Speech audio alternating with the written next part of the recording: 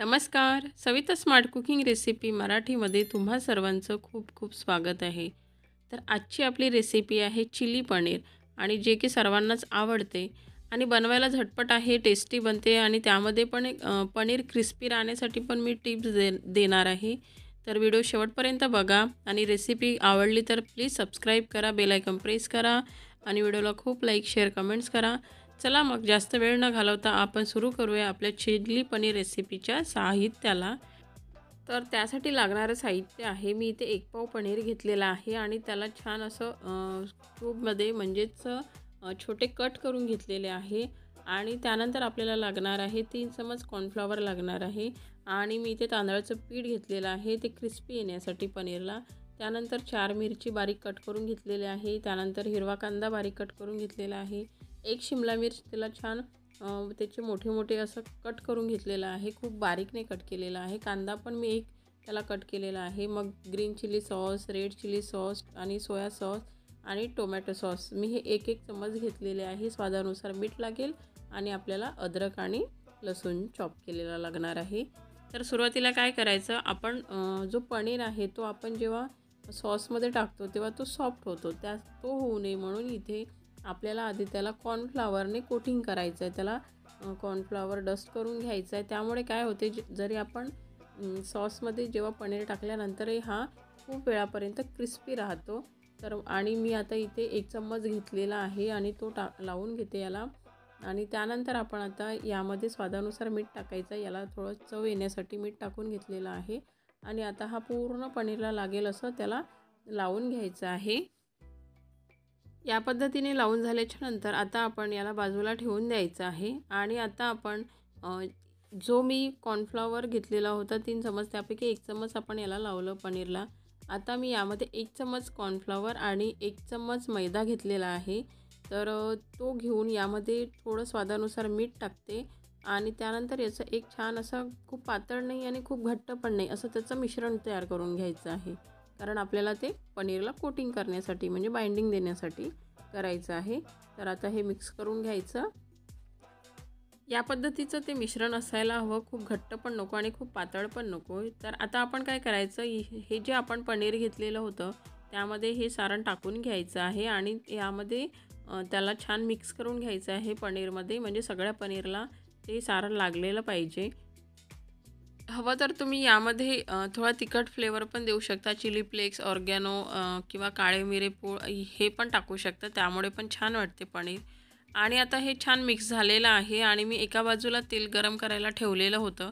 कारण आपण जे पनीर या मिश्रणामध्ये डिप केलेलं होतं ते आता या तेलातून आपल्याला तळून घ्यायचे आहे छान क्रिस्पी होईस तोपर्यंत. तर तेल गरम झालेलं आहे आणि आता मी एक-एक करून यामध्ये टाकून घेते. एका वेळेला खूप सारे नाही टाकायचे, म्हणजे काय होते, तुम्ही एका वेळेला घेतले तर ते चिपकून जातात आणि मग ते क्रिस्पी बनत नाही. तर हे पण लक्षात ठेवायचं तळताना. आणि गॅसची फ्लेम ही मिडियमच ठेवायची, खूप हाय पण नको आणि खूप लो पण नको. आणि याला छान टाकून झाल्याच्या नंतर सुरुवातीला छान 2-4 मिनिट याला सेट होऊ द्यायचं आणि त्यानंतरच याला ढवळायचं. नाहीतर तुम्ही लगेच ढवळायला गेले तर त्याचं जे कोटिंग आहे ते पूर्ण निघून जाणार आणि आतमधला पनीर हा सॉफ्ट बनणार. तर आधी याला छान त्याचा शेप घेऊ द्यायचा आणि त्याच्यानंतरच आपल्याला याला ढवळायचं आहे.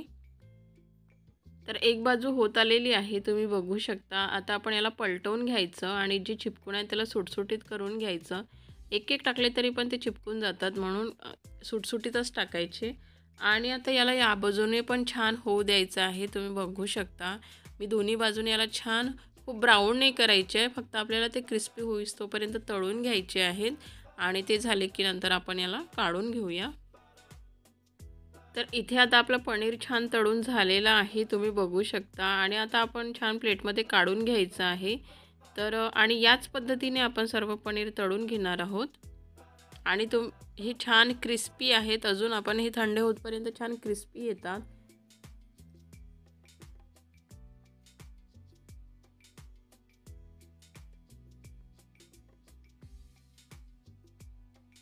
मी तुम्हाला याचा आवाज पण ऐकवते, तुम्ही बघू शकता हे किती छान क्रिस्पी झालेले आहेत.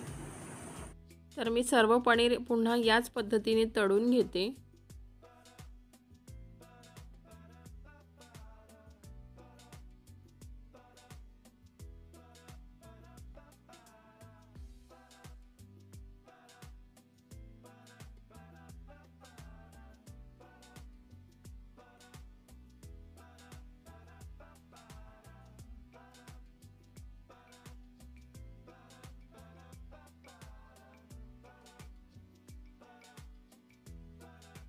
आता आपण सॉस तयार करून घ्यायचा आहे। त्यासाठी मी इथे पॅन घेतलेला आहे, गॅस ऑन केलेली आहे आणि फक्त मी 1 चम्मच तेल टाकून घेत आहे। तेल जास्त नाही टाकायचं आणि तेल छान गरम होऊ द्यायचं आहे। तेल गरम झाला की यामध्ये मी बारीक चॉप केलेले 5-6 लसूणचे तुकडे आणि त्यानंतर अद्रकचे 4-5 तुकडे घेतलेले आहे आणि लसूणला आणि अद्रकला मी छान बारीक कट करून घेतलेलं आहे, ते टाकून घ्यायचं आहे।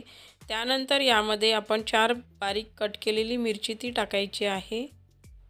तर याला आपण फक्त 1 मिनिट रोस्ट करायचं आहे, कारण लसूणचा आणि अद्रकचं मिरचीचा जो तिखटपणा असतो तो कमी करायचा असतो।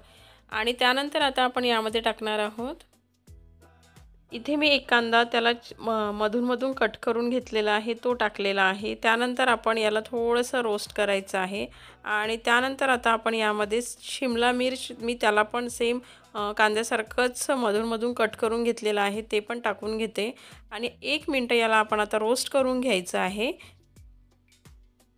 रोस्ट झाला की यामध्ये आता आपण सॉस ॲड करायचे आहे। तर सुरुवातीला मी इथे सोया सॉस 1 चम्मच घेतलेला आहे, तो टाकून घेतला आहे। त्यानंतर इथे मी ग्रीन चिली सॉस घेतलेला आहे, तो टाकून घेत आहे।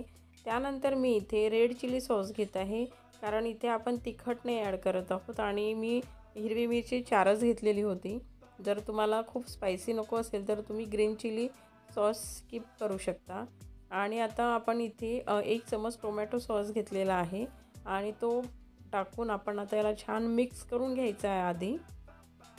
आता यामध्ये आपण स्वादानुसार मीठ घ्यायचं आहे। त्यानंतर इथे मी फक्त एक छोटी वाटी पाणी टाकून घेते आणि याला छान आपण थोडंसं 1 वाटी पाणी टाकल्याच्या नंतर 1 मिनिट फक्त या सॉसमध्ये हे व्हेजिटेबल शिजू द्यायचे आहेत।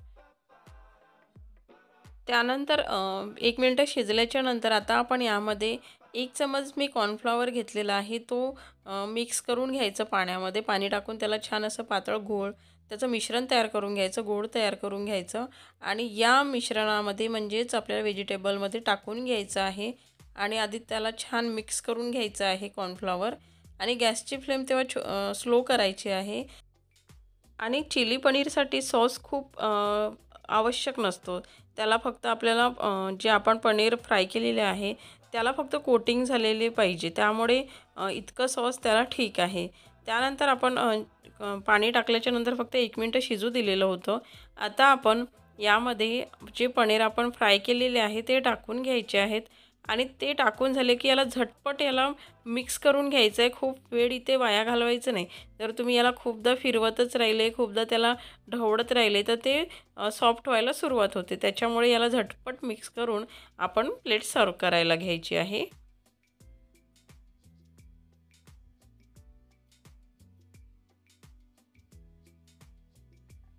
तर इथे आता आपलं चिली पनीर तयार आहे, छान मिक्स पण झालेलं आहे आणि क्रिस्पी आहे पनीर। तर आता मी वरून थोडंसं हिरवा कांदा टाकून घेते आणि थोडेसे चिमूटभर तीळ टाकून घेते आणि आपली प्लेट चिली पनीर प्लेट तयार आहे।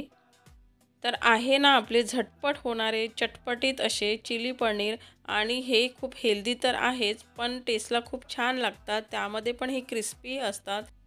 कशी वाटली रेसिपी? तर अशा छान रेसिपीज बघण्यासाठी माझ्या चॅनलवर जर नवीन असाल आणि अजूनपर्यंत सबस्क्राईब केलेलं नसेल तर प्लीज सबस्क्राईब करा, बेल आयकॉन प्रेस करा, ऑल ऑप्शन सिलेक्ट करा, व्हिडिओला खूप लाईक शेअर कमेंट्स करा, व्हिडिओ बघत राहा। Thank you for watching.